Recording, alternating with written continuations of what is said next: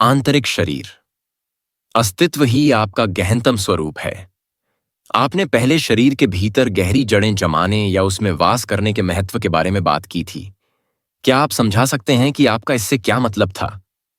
शरीर अस्तित्व के दायरे में प्रवेश का एक माध्यम बन सकता है। आइए अब इस पर और गहराई से विचार करें। मैं अभी भी पूरी तरह से निश्चित नहीं हूं कि मैं आपके अस्तित्व से क्या तात्पर्य है, इसे पूरी तरह से समझ पाया हूं या नहीं। पानी? तुम्हारा क्या मतलब है? मुझे समझ नहीं आया। अगर मछली के पास इंसानी दिमाग होता तो वह यही कहती। कृपया अस्तित्व को समझने की कोशिश करना बंद करें। आपको अस्तित्व की महत्वपूर्ण झलकें पहले ही मिल चुकी हैं, लेकिन मन हमेशा इसे एक छोटे से बॉक्स में समेटने और फिर उस पर एक लेबल लगाने की कोशिश करेगा। ऐसा नहीं किया जा सकता। यह ज्ञान की वस्तु नहीं बन सकता। अस्तित्व में विषय और वस्तु एक में विलीन हो जाते हैं। अस्तित्व को उस सदा विद्यमान मैं के रूप में महसूस किया जा सकता है जो नाम और रूप से परे है। महसूस करना और इस प्रकार जानना कि आप हैं और उस गहरी जड़ वाली अवस्था में बने रहना ही आत्मज्ञान है। यही वह सत्य है जिसके बारे में यीशु कहते हैं कि यह आपको स्वतंत्र करेगा।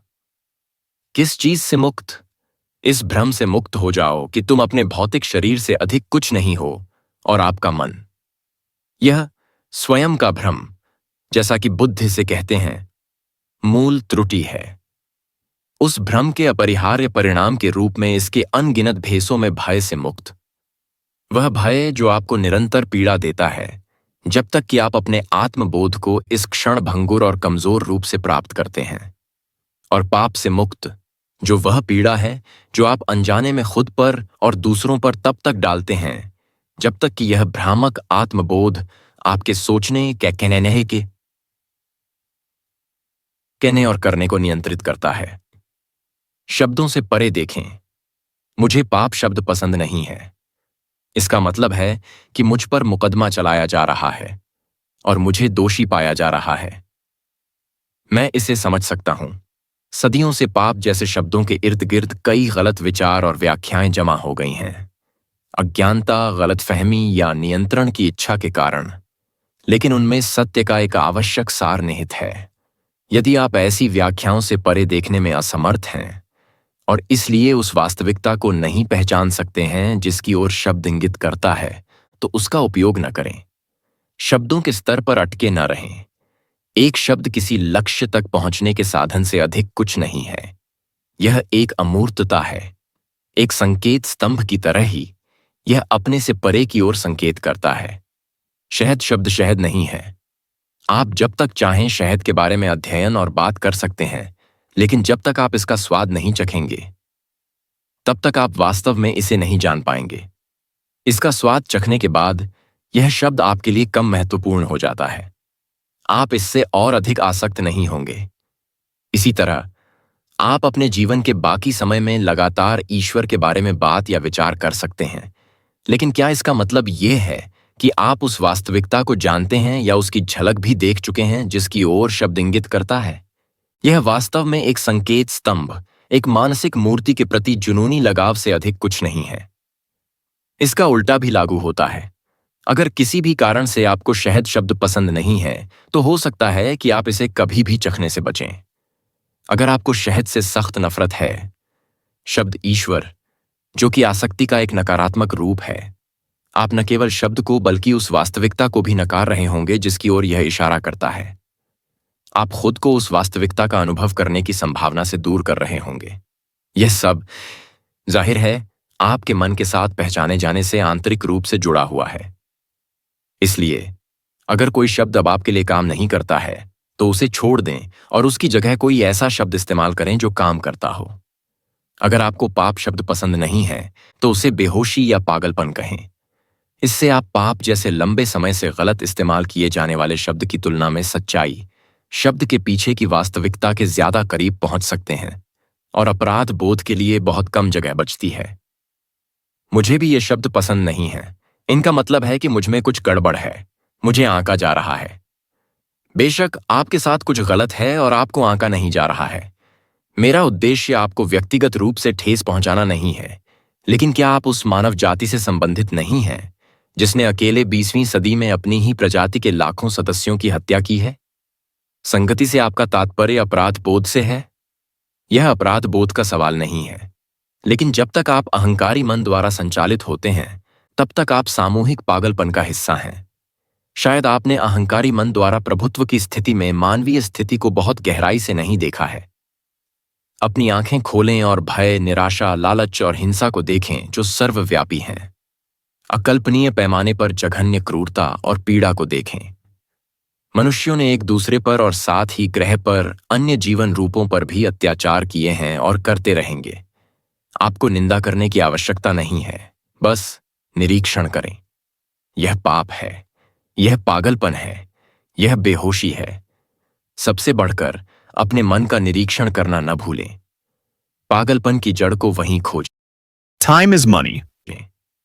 अपनी अदृश्य और अविनाशी वास्तविकता को खोजना। आपने कहा कि अपने भौतिक रूप के साथ पहचान करना भ्रम का हिस्सा है, तो शरीर, भौतिक रूप आपको बोध तक कैसे पहुंचा सकता है? जिस शरीर को आप देख और छू सकते हैं, वह आपको अस्तित्व में नहीं ले जा सकता। लेकिन वह दृश्यमान और मूर्त शरीर केवल एक बाहरी आवरण है, या बल्कि एक गहन वास्तविकता की सीमित और विकृत धारणा है। अस्तित्व के साथ जुड़ाव की आपकी स्वाभाविक स्थिति में इस गहन वास्तविकता को हर पल अदृश्य आंतरिक शरीर आपके भीतर जीवंत उपस्थिति के रूप में महसूस किया जा सकता है। इसलिए शरीर में निवास करना शरीर को भीतर से महसूस करना है, शरीर के अंदर जीवन को महसूस करना है, और इस तरह यह जानना है कि आप बाहरी रूप से परे हैं।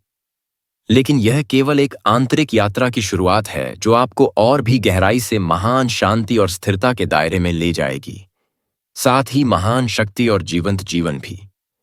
पहले तो आपको इसकी केवल क्षणिक झलक ही मिलेगी, लेकिन इसके माध्यम से आप महसूस करना शुरू कर देंगे कि आप किसी विदेशी ब्रह्मांड में एक अर्थहीन टुकड़ा मात्र नहीं हैं, जो जन्म और मृत्यु के बीच कुछ समय के लिए लटका हुआ है, जिसे कुछ क्षणिक सुखों के बाद दर्द और अंतिम विनाश की अनुमति है। अपने बाहरी रूप के नीचे आप किसी ऐसी विशाल, इतनी अथाह और पवित्र चीज से जुड़े हुए हैं जिसकी कल्पना या बात नहीं की जा सकती है। फिर भी मैं इसके बारे में अभी बात कर रहा हूं। मैं इसके बारे में आपको विश्वास दिलाने के लिए नहीं, बल्कि आपको यह दिखाने के लिए बोल रहा हूं कि आप कैसे हैं। इसे आप स्वयं जान सकते हैं। जब तक आपका मन आपका सारा ध्यान अपने ऊपर ले लेता है, तब तक आप अस्तित्व से कटे हुए हैं। जब ऐसा होता है, और यह अधिकतर लोगों के साथ लगातार होता रहता है, तो आप अस्तित्व से कटे हुए नहीं होते। आपके शरीर में मन आपकी सारी चेतना को अवशोषित कर लेता है और उसे मन के सामान में बदल देता है। आप सोचना बंद नहीं कर सकते। बाध्यकारी सोच एक सामूहिक बीमारी बन गई है। आप कौन हैं, इसका आपका पूरा बोध तब मन की गतिविधि से प्राप्त होता है। आपकी पहचान, क्योंकि यह अब अस्तित्व में निहित नहीं है, एक कमजोर और हमेशा जरूरतमंद मानसिक निर्माण बन जाती है, जो प्रमुख अंतर्निहित भावना के रूप में भय पैदा करती है। एक चीज जो वास्तव में मायने रखती है, वह तब आपके जीवन से गायब हो जाती है। अपने गहरे स्व के बारे में जागरूकता आपकी अदृश्य और अविनाशी वास्तविकता। अस्तित्व के प्रति सचेत होने के लिए आपको मन से चेतना को पुनः प्राप्त करने की आवश्यकता है। यह आपकी आध्यात्मिक यात्रा के सबसे आवश्यक कार्यों में से एक है। यह चेतना की विशाल मात्रा को मुक्त करेगा जो पहले बेकार और बाध्यकारी सोच में फंसी हुई थी। ऐसा करने का एक बहुत ही प्रभावी तरीका है कि आप अपने ध्यान का ध्यान सोच से हटाकर शरीर में केंद्रित करें, जहां अस्तित्व को पहली बार अदृश्य ऊर्जा क्षेत्र के रूप में महसूस किया जा सकता है, जो आपके द्वारा अनुभव किए जाने वाले भौतिक शरीर को जीवन देता है। आंतरिक शरीर से जुड़ना। कृपया इसे अभी आजमाएं। आपको इस अभ्यास के लिए अपनी आंखें बंद करना मददगार लग सकता है। बाद में जब शरीर में रहना स्वाभाविक और आसान हो जाएगा, तो यह अब जरूरी नहीं होगा। अपना ध्यान शरीर में लगाएं। इसे अंदर से महसूस करें। क्या यह जीवित है? क्या आपके हाथों, भुजाओं, पैरों और पंजों में जीवन है? आपके पेट, आपकी छाती में? क्या आप उस सूक्ष्म ऊर्जा क्षेत्र को महसूस कर सकते हैं जो पूरे शरीर में व्याप्त है और हर अंग और हर कोशिका को जीवंत जीवन देता है? क्या आप इसे शरीर के सभी हिस्सों में एक ही ऊर्जा क्षेत्र के रूप में एक साथ महसूस कर सकते हैं? कुछ क्षणों के लिए अपने आंतरिक शरीर की भावना पर ध्यान केंद्रित रखें। इसके बारे में सोचना शुरू न करें, इसे महसूस करें। जितना अधिक आप इस पर ध्यान देंगे, यह भावना उतनी ही स्पष्ट और मजबूत होगी। ऐसा लगेगा जैसे हर कोशिका अधिक जीवंत हो रही है। और यदि आपके पास एक मजबूत दृश्य भावना है, तो आपको अपने शरीर की एक छवि मिल सकती है जो चमकदार हो रही है। हालांकि ऐसी छवि अस्थायी रूप से आपकी मदद कर सकती है, लेकिन किसी भी छवि की तुलना में भावना पर अधिक ध्यान दें। एक छवि, चाहे कितनी भी सुंदर या शक्तिशाली हो, पहले से ही रूप में परिभाषित है, इसलिए अधिक गहराई से प्रवेश करने की गुंजाइश कम है। आपके आंतरिक शरीर की अनुभूति निराकार, असीम और अथाह है। आप हमेशा इसमें और गहराई से जा सकते हैं। यदि आप इस अवस्था में बहुत कुछ महसूस नहीं कर सकते हैं, तो जो कुछ भी आप महसूस कर सकते हैं उस पर ध्यान दें। शायद आपके हाथों या पैरों में हल्की झुनझुनी हो। इस समय के लिए यह पर्याप्त है। बस उस अनुभूति पर ध्यान दें। आपका शरीर जीवंत हो रहा है। बाद में हम कुछ और अभ्यास करेंगे। कृपया अब अपनी आंखें खोलें, लेकिन कमरे के चारों ओर देखते समय भी शरीर के आंतरिक ऊर्जा क्षेत्र पर थोड़ा ध्यान रखें। आंतरिक शरीर आपकी रूप पहचान और आपकी सारे पहचान, आपकी सच्ची प्रकृति के बीच की दहलीज पर स्थित है। इससे कभी भी संपर्क न खोएं। शरीर में परिवर्तन। अधिकांश धर्मों ने शरीर की निंदा या खंडन क्यों किया है? ऐसा लगता है कि आध्यात्मिक साधकों ने हमेशा शरीर को एक बाधा या पापपूर्ण माना है। इतने कम खोजी ही खोजकर्ता क्यों बने हैं? शरीर के स्तर पर मनुष्य जानवरों के बहुत करीब है। सभी बुनियादी शारीरिक कार्य, सुख, दर्द, सांस लेना, सोना, साथी खोजने और संतान पैदा करने की इच्छा, और निश्चित रूप से जन्म और मृत्यु हम जानवरों के साथ साझा करते हैं। अनुग्रह और एकता की स्थिति से भ्रम में गिरने के लंबे समय बाद मनुष्य अचानक एक पशु शरीर में जाग गए, और उन्हें यह बहुत परेशान करने वाला लगा। खुद को मूर्ख मत बनाओ, तुम एक जानवर से ज्यादा कुछ नहीं हो। यह सच लग रहा था जो उनके सामने था, लेकिन यह बर्दाश्त करने के लिए बहुत परेशान करने वाला सच था। आदम और हव्वा ने देखा कि वे नग्न थे और वे डर गए। अपने पशु स्वभाव को अनजाने में नकारना बहुत जल्दी शुरू हो गया। यह खतरा कि वे शक्तिशाली सहज प्रवृत्तियों द्वारा नियंत्रित हो सकते हैं और पूरी तरह से बेहोशी में वापस जा सकते हैं, वास्तव में बहुत वास्तविक था। शरीर के कुछ हिस्सों और शारीरिक कार्यों, विशेष रूप से कामुकता के आसपास शर्म और वर्जनाएं दिखाई दीं। उनकी चेतना का प्रकाश अभी इतना प्रबल नहीं था कि वे अपने पशु स्वभाव से दोस्ती कर सकें। महपान और न्याय के पैके उसे होने दें और खुद के उस पहलू का आनंद लें।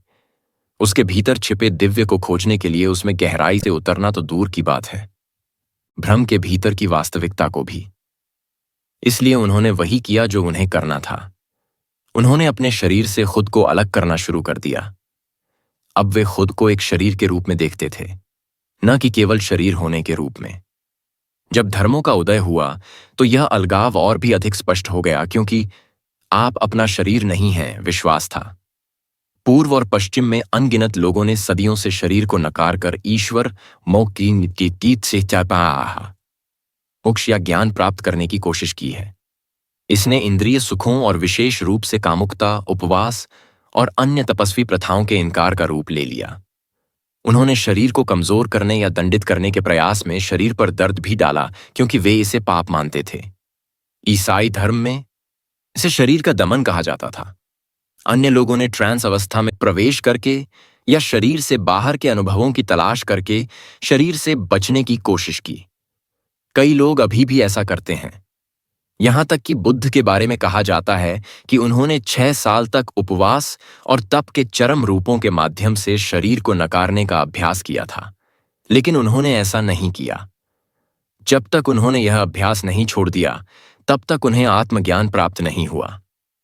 सच तो यह है कि कोई भी व्यक्ति शरीर को नकारने या उससे लड़ने या शरीर से बाहर के अनुभव के माध्यम से कभी भी प्रबुद्ध नहीं हुआ है। हालांकि ऐसा अनुभव आकर्षक हो सकता है और आपको भौतिक रूप से मुक्ति की स्थिति की एक झलक दे सकता है, लेकिन अंत में आपको हमेशा शरीर में वापस लौटना होगा, जहां परिवर्तन का आवश्यक कार्य होता है। परिवर्तन शरीर के माध्यम से होता है, उससे दूर नहीं। यही कारण है कि किसी भी सच्चे गुरु ने कभी भी शरीर से लड़ने या छोड़ने की वकालत नहीं की है, हालांकि उनके मन आधारित अनुयायी अक्सर ऐसा करते हैं। शरीर से संबंधित प्राचीन शिक्षाओं में से केवल कुछ अंश ही बचे हैं, जैसे कि यीशु का कथन कि तुम्हारा पूरा शरीर प्रकाश से भर जाएगा, या वे मिथकों के रूप में बचे हैं, जैसे कि यह विश्वास कि यीशु ने कभी अपना शरीर नहीं छोड़ा, बल्कि उसके साथ एक रहे और उसके साथ स्वर्ग में चढ़ गए। आज तक लगभग कोई भी उन अंशों या कुछ मिथकों के छिपे अर्थ को नहीं समझ पाया है। और आप अपना शरीर नहीं हैं, विश्वास सार्वभौमिक रूप से प्रचलित है, जिसके कारण शरीर को नकारा जाता है और शरीर से भागने का प्रयास किया जाता है। इस प्रकार अनगिनत साधकों को अपने लिए आध्यात्मिक बोध प्राप्त करने और खोजकर्ता बनने से रोका गया है। क्या शरीर के महत्व पर खोई हुई शिक्षाओं को पुनः प्राप्त करना संभव है? क्या हम उन्हें मौजूदा टुकड़ों से पुनः निर्मित कर सकते हैं?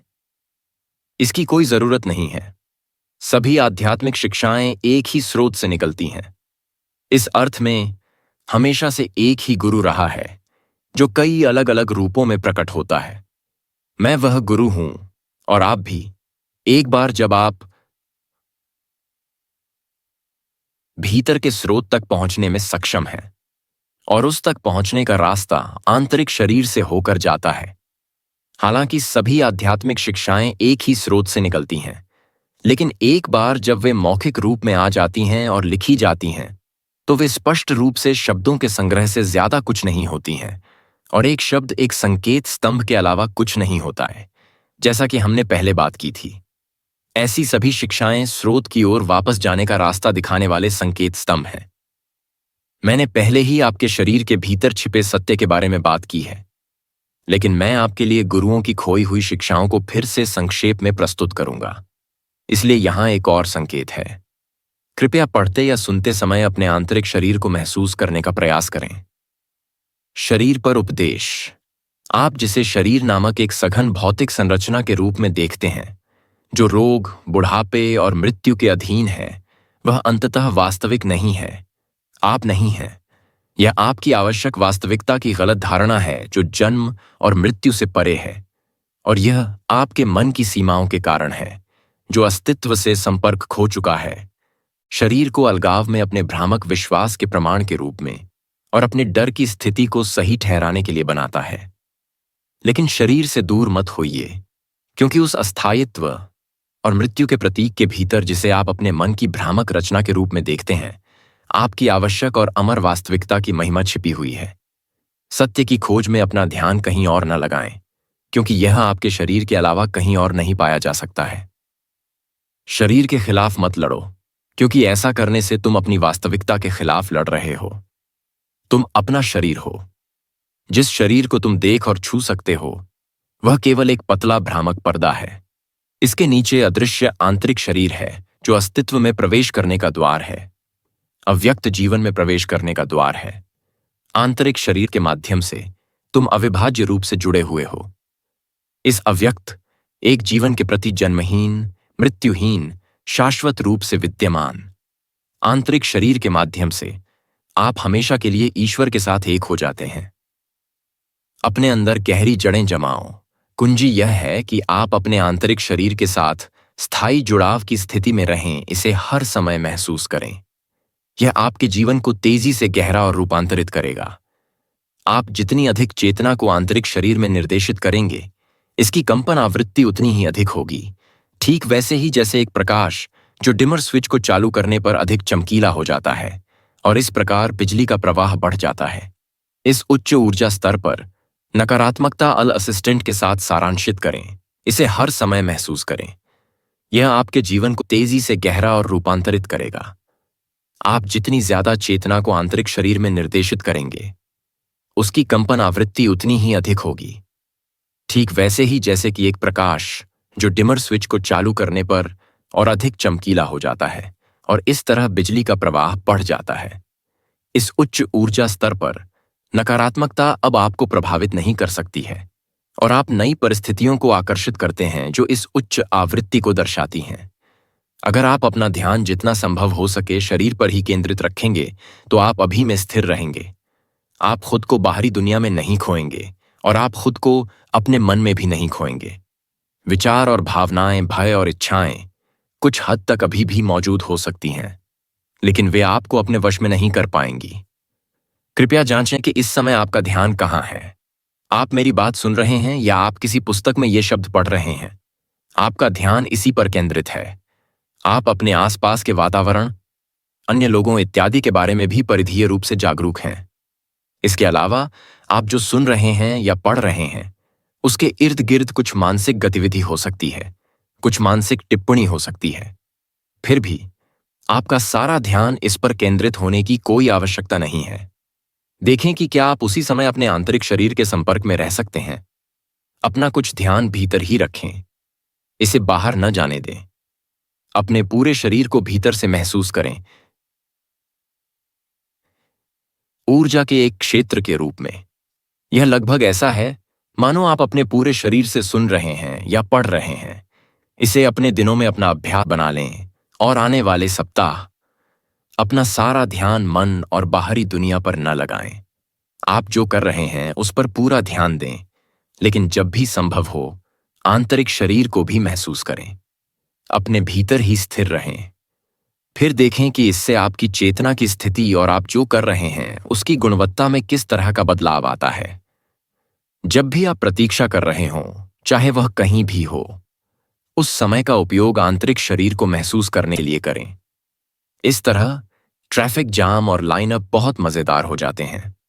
मानसिक रूप से खुद को अभी से दूर करने के बजाय शरीर में और अधिक गहराई से जाकर अभी में और अधिक गहराई से जाएं। आंतरिक शरीर जागरूकता की कला जीवन जीने की एक पूरी तरह से नई शैली, सत्ता के साथ स्थायी जुड़ाव की स्थिति में विकसित होगी और आपके जीवन में एक ऐसी गहराई लाएगी जिसे आपने पहले कभी नहीं जाना होगा।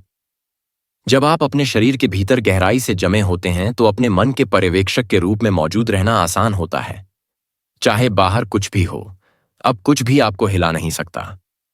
जब तक आप वर्तमान में नहीं रहते और अपने शरीर में रहना हमेशा इसका एक अनिवार्य पहलू नहीं बन जाता, तब तक आप अपने मन से ही चलते रहेंगे। आपके दिमाग में जो स्क्रिप्ट आपने बहुत पहले सीखी थी, आपके दिमाग की कंडीशनिंग, आपकी सोच और आपके व्यवहार को तय करेगी। आप थोड़े समय के लिए इससे मुक्त हो सकते हैं, लेकिन शायद ही कभी लंबे समय तक। यह विशेष रूप से तब सच होता है जब कुछ गलत हो जाता है या कोई नुकसान या परेशानी होती है। तब आपकी वातानुकूलित प्रतिक्रिया अनैच्छिक, स्वचालित और पूर्वानुमानित होगी, जो मन में अंतर्निहित एक मूल भावना से प्रेरित होगी। पहचान की गई चेतना की अवस्था, भय। इसलिए जब ऐसी चुनौतियां आती हैं, जैसा कि वे हमेशा आती हैं, तो तुरंत अपने भीतर जाने की आदत डालें और अपने शरीर के आंतरिक ऊर्जा क्षेत्र पर जितना हो सके उतना ध्यान केंद्रित करें। इसमें ज्यादा समय नहीं लगेगा, बस कुछ सेकंड लगेंगे, लेकिन आपको इसे उसी क्षण करना होगा जब चुनौती खुद को प्रस्तुत करती है। किसी भी देरी से एक वातानुकूलित मानसिक भावनात्मक प्रतिक्रिया उत्पन्न होगी और आप पर हावी हो जाएगी। जब आप अपने भीतर ध्यान केंद्रित करते हैं और आंतरिक शरीर को महसूस करते हैं, तो आप तुरंत शांत और वर्तमान हो जाते हैं, क्योंकि आप मन से चेतना वापस ले रहे होते हैं। उस स्थिति में एक प्रतिक्रिया की आवश्यकता होती है। यह इस गहरे स्तर से आएगी। जिस तरह से सूर्य मोमबत्ती की लौ से असीम रूप से उज्ज्वल है, उसी तरह आपके मन की तुलना में अस्तित्व में असीम रूप से अधिक बुद्धिमत्ता है। जब तक आप अपने आंतरिक शरीर के साथ सचेत संपर्क में हैं, तब तक आप एक पेड़ की तरह हैं जो धरती में गहराई से जड़ जमाए हुए हैं, या एक इमारत जिसकी नींव गहरी और ठोस है। बाद वाले सादृश्य का उपयोग यीशु ने दो व्यक्तियों के आमतौर पर गलत समझे जाने वाले दृष्टांत में किया है जो एक घर बनाते हैं। एक व्यक्ति बिना नींव के रेत पर घर बनाता है और जब तूफान और बाढ़ आती है तो घर बह जाता है। दूसरा व्यक्ति चट्टान तक पहुंचने तक गहरी खुदाई करता है, फिर अपना घर बनाता है जो बाढ़ से मिट्टी का पाट में बह नहीं जाता। शरीर में प्रवेश करने से पहले क्षमा करें। जब मैंने अपना ध्यान आंतरिक शरीर पर लगाने की कोशिश की तो मुझे बहुत असहजता महसूस हुई, बेचैनी और कुछ मतली की भावना थी। इसलिए मैं वह अनुभव नहीं कर पाया जिसके बारे में आप बात कर रहे हैं। आपने जो महसूस किया वह एक ऐसी भावना थी जिसके बारे में आप शायद तब तक नहीं जानते थे जब तक कि आपने शरीर पर थोड़ा ध्यान देना शुरू नहीं किया। जब तक आप पहले इस पर थोड़ा ध्यान नहीं देते, भावना आपको आंतरिक शरीर तक पहुंचने से रोकती रहेगी, जो इसके नीचे एक गहरे स्तर पर स्थित है। ध्यान का मतलब यह नहीं है कि आप इसके बारे में सोचना शुरू कर दें। इसका मतलब है कि भावना का सिर्फ निरीक्षण करना, उसे पूरी तरह से महसूस करना और इसलिए उसे स्वीकार करना और स्वीकार करना। कुछ भावनाओं को आसानी से पहचाना जा सकता है, क्रोध, भय, शोक इत्यादि। दूसरों को लेबल करना बहुत कठिन हो सकता है। वे बेचैनी, भारीपन या कसावट की अस्पष्ट भावनाएं हो सकती हैं, जो भावना और शारीरिक संवेदना के बीच की होती हैं। किसी भी मामले में जो बात मायने रखती है वह यह नहीं है कि आप इसे मानसिक लेबल दे सकते हैं या नहीं, बल्कि यह है कि क्या आप इसकी भावना को यथासंभव जागरूकता में ला सकते हैं। ध्यान परिवर्तन की कुंजी है और पूर्ण ध्यान स्वीकृति का भी अर्थ है। ध्यान प्रकाश की किरण की तरह है, आपकी चेतना की केंद्रित शक्ति जो हर चीज को अपने में बदल देती है। एक पूर्ण रूप से क्रियाशील जीव में भावना का जीवन काल बहुत छोटा होता है। यह आपके अस्तित्व की सतह पर एक क्षणिक तरंग या लहर की तरह है।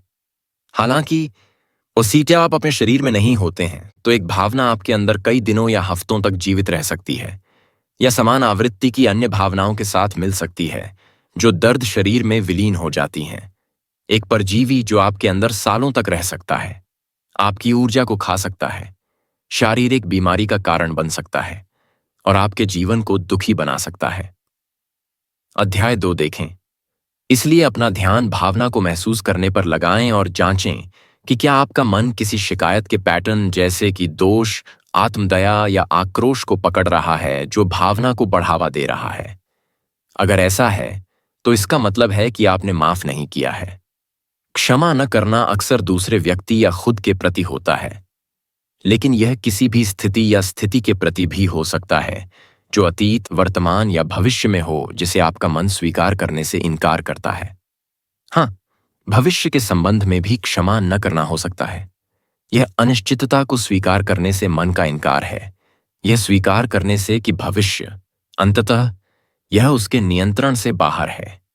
क्षमा का अर्थ है अपनी शिकायत को त्यागना और इस प्रकार दुख को दूर करना। यह स्वाभाविक रूप से तब होता है जब आपको एहसास होता है कि आपकी शिकायत स्वयं के झूठे भाव को मजबूत करने के अलावा किसी काम की नहीं है। क्षमा का अर्थ है जीवन के प्रति कोई प्रतिरोध न करना ताकि जीवन आपके माध्यम से जी सके। विकल्प हैं दर्द और पीड़ा, जीवन ऊर्जा का बहुत सीमित प्रवाह और कई मामलों में शारीरिक बीमारी। जिस क्षण आप वास्तव में क्षमा करते हैं, आपने मन से अपनी शक्ति वापस ले ली है। क्षमा न करना मन का स्वभाव है, ठीक वैसे ही जैसे मन द्वारा बनाया गया मिथ्या स्व, अहंकार, संघर्ष और संघर्ष के बिना जीवित नहीं रह सकता। मन क्षमा नहीं कर सकता, केवल आप ही कर सकते हैं। आप वर्तमान में आते हैं, आप अपने शरीर में प्रवेश करते हैं, आप जीवंत शांति और स्थिरता महसूस करते हैं जो अस्तित्व से निकलती है। इसीलिए यीशु ने कहा, मंदिर में प्रवेश करने से पहले क्षमा करें। अप्रकट से आपका संबंध, उपस्थिति और आंतरिक शरीर के बीच क्या संबंध है? उपस्थिति शुद्ध चेतना है जिसे मन से, रूप की दुनिया से पुनः प्राप्त किया गया है। आंतरिक शरीर अव्यक्त के साथ आपकी कड़ी है और इसके सबसे गहरे पहलू में अव्यक्त है, वह स्रोत जिससे चेतना निकलती है, जैसे सूर्य से प्रकाश निकलता है। आंतरिक शरीर के बारे में जागरूकता चेतना का अपने मूल को याद करना और स्रोत की ओर लौटना है। क्या अव्यक्त और सत एक ही हैं? हाँ, अव्यक्त शब्द निषेध के माध्यम से यह व्यक्त करने का प्रयास करता है कि अल असिस्टेंट के साथ सारांशित करें। हाँ, अप्रकट शब्द निषेध के माध्यम से उसे व्यक्त करने का प्रयास करता है जिसे बोला, सोचा या कल्पना नहीं किया जा सकता। यह जो नहीं है उसे बताकर यह बताता है कि वह क्या है। दूसरी ओर, होना एक सकारात्मक शब्द है। कृपया इनमें से किसी भी शब्द से न जुड़ें या उन पर विश्वास करना शुरू न करें। वे केवल संकेत चिन्हों से अधिक कुछ नहीं है। आपने कहा कि उपस्थिति वह चेतना है जिसे मन से पुनः प्राप्त किया गया है। पुनः प्राप्ति कौन करता है? आप करते हैं। लेकिन चूंकि आप अपने सार में चेतना हैं, इसलिए हम यह भी कह सकते हैं कि यह रूप के सपने से चेतना का जागरण है। इसका मतलब यह नहीं है कि आपका अपना रूप प्रकाश के विस्फोट में तुरंत गायब हो जाएगा। आप अपने वर्तमान रूप में बने रह सकते हैं, फिर भी अपने भीतर के निराकार और अमरत्व के प्रति जागरूक रह सकते हैं। मुझे यह स्वीकार करना होगा कि यह मेरी समझ से परे है, और फिर भी कुछ गहरे स्तर पर मुझे लगता है कि आप किस बारे में बात कर रहे हैं यह किसी और चीज से ज्यादा एक एहसास की तरह है। क्या मैं खुद को धोखा दे रहा हूं? नहीं, आप नहीं हैं। महसूस करना आपको सोचने से ज्यादा इस सच्चाई के करीब ले जाएगा कि आप कौन हैं। मैं आपको ऐसा कुछ नहीं बता सकता जो आप पहले से ही नहीं जानते। जब आप आंतरिक जुड़ाव के एक निश्चित चरण पर पहुंच जाते हैं, तो आप सच्चाई को सुनकर पहचान लेते हैं। यदि आप अभी तक उस चरण तक नहीं पहुंचे हैं, तो शरीर के प्रति जागरूकता का अभ्यास वह गहराई लाएगा जो जरूरी है। उम्र बढ़ने की प्रक्रिया को धीमा करना। इस बीच आंतरिक शरीर के बारे में जागरूकता से भौतिक क्षेत्र में अन्य लाभ भी होते हैं। उनमें से एक है भौतिक शरीर की उम्र बढ़ने की प्रक्रिया को धीमा करना।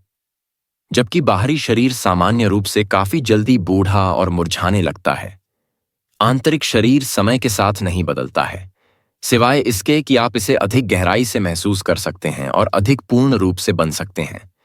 यदि आप अभी 20 वर्ष के हैं, तो आपके आंतरिक शरीर का ऊर्जा क्षेत्र 80 वर्ष की आयु में भी वैसा ही महसूस करेगा। यह उतना ही जीवंत रूप से जीवंत होगा।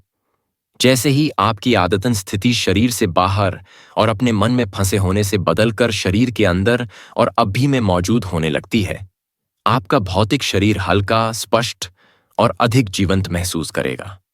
जैसे जैसे शरीर में अधिक चेतना होती है, इसकी आणविक संरचना वास्तव में कम घनी होती जाती है। अधिक चेतना का अर्थ है भौतिकता के भ्रम का कम होना। जब आप शाश्वत आंतरिक शरीर के साथ अपनी पहचान अधिक बना लेते हैं, बाहरी शरीर, जब उपस्थिति आपकी चेतना का सामान्य तरीका बन जाती है और अतीत और भविष्य अब आपके ध्यान पर हावी नहीं होते, तो आप अपने मानस और शरीर की कोशिकाओं में समय जमा नहीं करते। अतीत और भविष्य के मनोवैज्ञानिक बोझ के रूप में समय का संचय कोशिकाओं की आत्मनवीनीकरण की क्षमता को बहुत कम कर देता है। इसलिए यदि आप आंतरिक शरीर में रहते हैं, तो बाहरी शरीर बहुत धीमी गति से बूढ़ा होगा, और जब ऐसा होता भी है, तो आपका कालातीत सार बाहरी रूप से चमकेगा और आप एक बूढ़े व्यक्ति की तरह नहीं दिखेंगे। क्या इसका कोई वैज्ञानिक प्रमाण है? मैं इसे आजमाएं और आप स्वयं इसका प्रमाण होंगे। प्रतिरक्षा प्रणाली को मजबूत करना। भौतिक क्षेत्र में इस अभ्यास का एक और लाभ प्रतिरक्षा प्रणाली का बहुत मजबूत होना है, जो तब होता है जब आप शरीर में निवास करते हैं। आप शरीर में जितनी अधिक चेतना लाते हैं, प्रतिरक्षा प्रणाली उतनी ही मजबूत होती है। ऐसा लगता है जैसे हर कोशिका जाग जाती है और आनंदित होती है। शरीर को आपका ध्यान पसंद है। यह आत्मचिकित्सा का एक शक्तिशाली रूप भी है। अधिकांश Time is money. बीमारियां तब आती हैं जब आप शरीर में मौजूद नहीं होते हैं। यदि स्वामी घर में मौजूद नहीं है, तो सभी प्रकार के संदिग्ध व्यक्ति वहां निवास करेंगे। जब आप अपने शरीर में निवास करेंगे, तो अवांछित मेहमानों के लिए प्रवेश करना मुश्किल होगा। यह सिर्फ आपकी शारीरिक प्रतिरक्षा प्रणाली ही नहीं है जो मजबूत होती है, आपकी मानसिक प्रतिरक्षा प्रणाली भी काफी हद तक बेहतर होती है। यह आपको दूसरों के नकारात्मक मानसिक भावनात्मक बल क्षेत्रों से बचाती है, जो बेहद संक्रामक होते हैं। शरीर में रहना आपको ढाल बनाकर नहीं, बल्कि आपके कुल ऊर्जा क्षेत्र की आवृत्ति कंपन को बढ़ाकर बचाता है, ताकि कम आवृत्ति पर कंपन करने वाली कोई भी चीज, जैसे कि डर, गुस्तापा, अवसाद इत्यादि, अब वास्तविकता के एक अलग क्रम में मौजूद हो। यह अब आपकी चेतना के क्षेत्र में प्रवेश नहीं करता है, या अगर करता भी है, तो आपको इसका कोई प्रतिरोध करने की जरूरत नहीं है, क्योंकि यह सीधे आपके माध्यम से गुजरता है। कृपया जो मैं कह रहा हूं, उसे सिर्फ स्वीकार या अस्वीकार न करें, इसे परखें। एक सरल लेकिन शक्तिशाली आत्मचिकित्सा ध्यान है जिसे आप कभी भी कर सकते हैं। आपको अपनी प्रतिरक्षा प्रणाली को बढ़ावा देने की आवश्यकता महसूस होती है।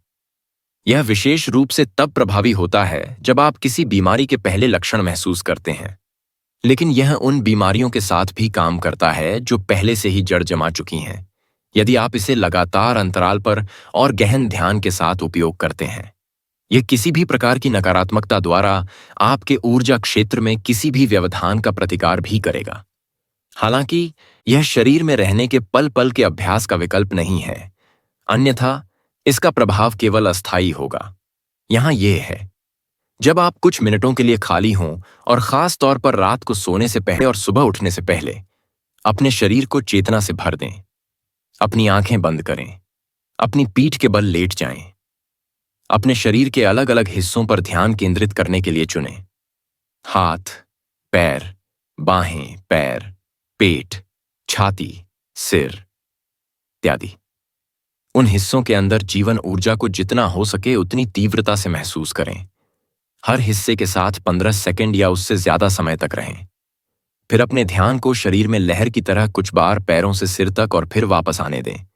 इसमें बस 1 मिनट या उससे ज्यादा समय लगेगा। उसके बाद आंतरिक शरीर को उसकी संपूर्णता में ऊर्जा के एक क्षेत्र के रूप में महसूस करें। उस भावना को कुछ मिनटों तक बनाए रखें। उस दौरान पूरी तरह से मौजूद रहें, अपने शरीर की हर कोशिका में मौजूद रहें। अगर कभी कभी मन आपका ध्यान शरीर से हटाने में सफल हो जाता है और आप किसी विचार में खो जाते हैं, तो चिंता न करें। जैसे ही आपको लगे कि ऐसा हुआ है, बस अपना ध्यान आंतरिक शरीर पर वापस लाएं। सांस को अपने शरीर में ले जाने तक आए जाने दो। कई बार जब मेरा मन बहुत सक्रिय होता है तो उसमें इतनी गति आ जाती है कि मैं अपना ध्यान उससे हटाकर अपने भीतर के शरीर को महसूस नहीं कर पाता। ऐसा खास तौर पर तब होता है जब मैं चिंता या बेचैनी के मूड में आ जाता हूं। क्या आपके पास कोई सुझाव है? अगर कभी भी आपको आंतरिक शरीर से संपर्क करने में कठिनाई हो रही है, तो आमतौर पर सबसे पहले अपनी सांस पर ध्यान केंद्रित करना आसान होता है। सचेत सांस लेना, जो अपने आप में एक शक्तिशाली ध्यान है, धीरे धीरे आपको शरीर के संपर्क में लाएगा। अपने शरीर में अंदर और बाहर जाने वाली सांस पर ध्यान दें। शरीर में सांस लें और महसूस करें कि आपका पेट हर सांस अंदर और बाहर लेने के साथ थोड़ा फैल रहा है और सिकुड़ रहा है। अगर आपको कल्पना करना आसान लगता है, तो अपनी आंखें बंद करें और खुद को प्रकाश से घिरा हुआ या किसी चमकदार पदार्थ में डूबा हुआ देखें, चेतना का एक समुद्र। फिर उस प्रकाश में सांस लें। महसूस करें कि वह चमकदार पदार्थ आपके शरीर को भर रहा है और इसे भी चमकदार बना रहा है। फिर धीरे धीरे उस भावना पर अधिक ध्यान केंद्रित करें। अब आप अपने शरीर में हैं, किसी भी दृश्य छवि से न जुड़ें। मन का रचनात्मक उपयोग। अगर आपको किसी खास उद्देश्य के लिए अपने दिमाग का इस्तेमाल करना है, तो इसे अपने आंतरिक शरीर के साथ मिलकर इस्तेमाल करें। अगर आप बिना सोचे समझे सचेत हो पाते हैं, आपको आहिस्ता कहते हैं, तभी आप अपने दिमाग का रचनात्मक इस्तेमाल कर सकते हैं। और उस अवस्था में पहुंचने का सबसे आसान तरीका आपके शरीर के जरिए है। जब भी किसी उत्तर, समाधान या रचनात्मक विचार की जरूरत हो, तो अपने आंतरिक ऊर्जा क्षेत्र पर ध्यान केंद्रित करके एक पल के लिए सोचना बंद कर दें। शांति के प्रति जागरूक हो जाएं। जब आप सोचना फिर से शुरू करेंगे, तो यह ताजा और रचनात्मक होगा। किसी भी विचार गतिविधि में हर कुछ मिनट में सोचने और आंतरिक तरह की सुनने, आंतरिक शांति के बीच आगे पीछे जाने की आदत डालें। हम कह सकते हैं, सिर्फ अपने दिमाग से मत सोचो, अपने पूरे शरीर से सोचो। सुनने की कला किसी दूसरे व्यक्ति की बात सुनते समय सिर्फ अपने दिमाग से ही न सुने, बल्कि अपने पूरे शरीर से सुने। सुनते समय अपने आंतरिक शरीर के ऊर्जा क्षेत्र को महसूस करें। यह ध्यान को सोचने से हटाता है और एक शांत जगह बनाता है, जो आपको दिमाग के हस्तक्षेप के बिना वास्तव में सुनने में सक्षम बनाता है। आप दूसरे व्यक्ति को Time is money. जगह दे रहे हैं, होने के लिए जगह। यह सबसे कीमती उपहार है जो आप दे सकते हैं। ज्यादातर लोग सुनना नहीं जानते, क्योंकि उनके ध्यान का बड़ा हिस्सा सोचने में लग जाता है। वे दूसरे व्यक्ति की बातों से ज्यादा उस पर ध्यान देते हैं और जो वास्तव में मायने रखता है उस पर बिल्कुल भी ध्यान नहीं देते। शब्दों और दिमाग के नीचे दूसरे व्यक्ति का अस्तित्व। बेशक आप अपने खुद के माध्यम से ही किसी और के अस्तित्व को महसूस कर सकते हैं।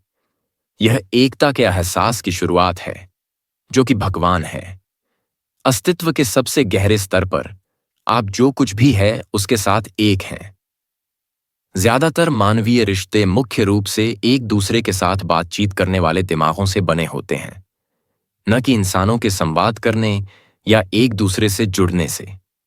कोई भी रिश्ता उस तरह से नहीं पनप सकता, और यही वजह है कि रिश्तों में इतना संघर्ष होता है। जब मन आपके जीवन को चला रहा होता है तो संघर्ष, कलह और समस्याएं अपरिहार्य हैं। अपने आंतरिक शरीर के संपर्क में रहने से मन के बिना एक स्पष्ट स्थान बनता है जिसके भीतर रिश्ता खिल सकता है।